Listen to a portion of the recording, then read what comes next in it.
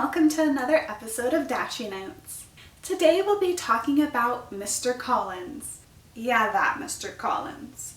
We're all familiar with him with his creepy wave and his penchant for excellent boiled potatoes, and how he's going to throw Elizabeth Bennet and her sisters out on the street.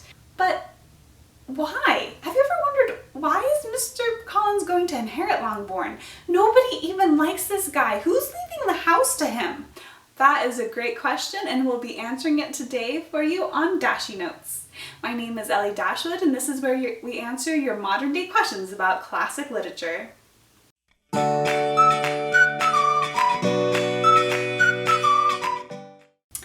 So, why is Mr. Collins going to inherit Longbourn? Well, in short, because of inheritance laws. And inheritance laws can be long and complicated, but we're just going to go over two basic terms you need to know to be able to understand inheritance in Jane Austen novels. First is primogenitor, and second is entailment. First, primogenitor, also known as why being the oldest son is awesome. Primogenitor is the idea that the oldest son has the right to inherit most of the estate, money, titles, pretty much everything.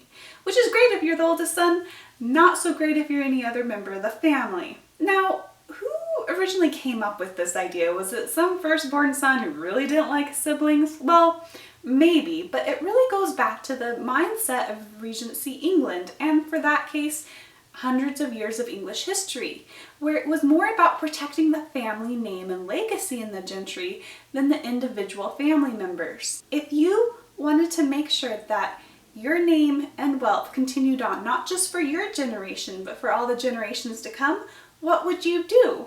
Well, the first thing you would do would be fight against subdivision. Think about this in an example. If there was a rich man and he had 5 children and he subdivided his wealth to them by giving them an equal share of his wealth, then he would have 5 somewhat rich kids. Now, if those kids all have 5 kids and equally divided it, he would have a bunch of not really rich at all grandkids and then really, really poor great-grandkids. Over time, subdivision takes something large and makes it very small, and almost like fizzles out a landed gentry family. However, if a very rich man gives all of his wealth to his firstborn son, and that firstborn son gives it to his firstborn son, and so on for generations, then that family stays relevant and wealthy for years to come. Now, what about if you're any of the other children in this family? Well, if you're a daughter, you would try to make a good match. You'd want to marry someone who's either of your same social standing or higher, and who would have enough money to support you. If you're a younger son, you would go into one of the occupations that was generally acceptable for younger sons of gentlemen to go into, such as the law, the army, or the church. There are several clergymen, younger sons in Jane Austen's works, including Edmund Bertram in Mansfield Park and Henry Tilney in Northanger Abbey. And of course, John Knightley, who's Mr. Knightley's younger brother in Emma, is a lawyer. Also, if you're a younger son, you definitely want to make a good match through marriage. And also, if your older brother just happens to die and you inherit, all the better. Especially because the inheritance passes through the male line. So if you're a younger son, you might also hope to maybe, inherit if your uncle dies without any sons. You might inherit that too. 2. Entailments. While the idea of primogeniture was the tradition in England, it wasn't legally binding. So technically a family could do whatever they wanted with their own money and land and give the money to whoever they liked, which was great for some people, but for others it really scared them. Because imagine you were a rich gentleman who had acquired a lot of land and fortune for your family, and you wanted to make sure that your family name stayed relevant for years to come. Well, what if you had a great-grandson who decided to, throw caution to the wind and equally divide your fortune up among his 10 children? And he would single-handedly undo everything you had just built your whole life to accomplish. And that's where entailments came in. They were legally binding documents such as wills or marriage agreements that made sure that the inheritance of an estate followed the laws of primogeniture, which essentially meant that it would pass along the male line and that it could not be broken up. So in a way, it would preserve it from subdivision, but at the same time, this could cause some family drama. For example, the Bennets in Pride and Prejudice. Mr. Bennet's estate is called Longbourn.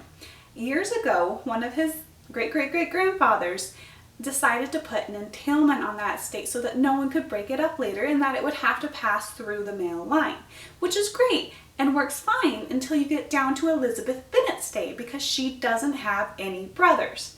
Now, if you don't have any brothers to inherit to the estate, what does that mean?